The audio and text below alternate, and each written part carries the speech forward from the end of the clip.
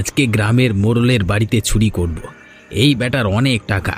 হরিপদবাবু মরে গেলে এত বড় সম্পত্তি খাবে কে? সময় নষ্ট না করে ঢুকে পড়ি। আরে এই তো পেয়েছি।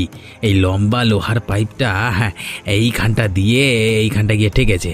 তাহলে এই পাইপ দিয়ে এই ভেন্টিলেটর দিয়ে গিয়ে চুরিটা করি।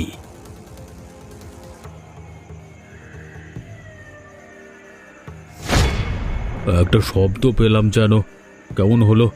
ধুর, বেড়াল বোধ হয়। এত দূর তারা কি করছে? না না, ঘুমিয়ে পড়ি। এই রে, হরিপদবাবু জেগে উঠল যে। না না, একটু রয়ে শোয়ে কাজ করতে হবে। ও বাবারে, বাবারে। যাক, হরিপদবাবু আবার ঘুমিয়ে পড়েছে। এবার আমার কাজটা শুরু করি। আরে ওই তো আলমারি, নিশ্চয়ই অনেক মাল করিয়া আছে।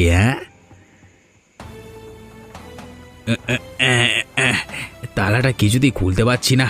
তোর কি যে করি, আরেকবার জোর দিয়ে খোলবার চেষ্টা করি। এই তো সাবাস পটা, তালা খুলে ফেললাম। বাহ, এখানে তো অনেক টাকা। একটা কাজ করি, সব টাকা নিলে সন্দেহ করবে, বরং কিছু টাকা নিয়ে কেটে পড়ি।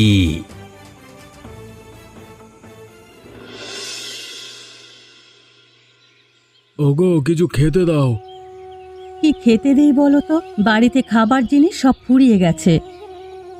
আমি আমার দিন হাজিরা কালকে তোমাকে দিয়েছিলাম, সেটা দিয়ে না হয় চাল ডাল কিনে আনতে।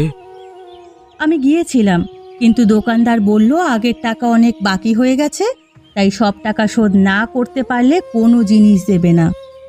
তাহলে কালকের হাজিরার টাকা দিয়েও কিছু আনতে পারলে না? ওই যে বললাম, আগের অনেক জিনিস বাকি হয়ে আছে, সব খাতায় লিখে রেখেছে। কালকে তুমি যে টাকা দিয়েছিলে সেটা দিয়েও আরও অনেক বাকি রয়েছে। সর্বনাশ! এইদিকে খিদেতে আমার পেটে ইঁদুর দৌড়ে বেড়াচ্ছে। যা আছে তাই দাও, আমি আর পাচ্ছি না খিদে সহ্য করতে। কি অভাগী আমি! তুমি খেতে চাইছো আর বাড়িতে কিছুই নেই। দুমুঠ চালই আছে শুধু। কি করে তোমাকে খেতে দিই বলো তো? তাই না হয় দাও।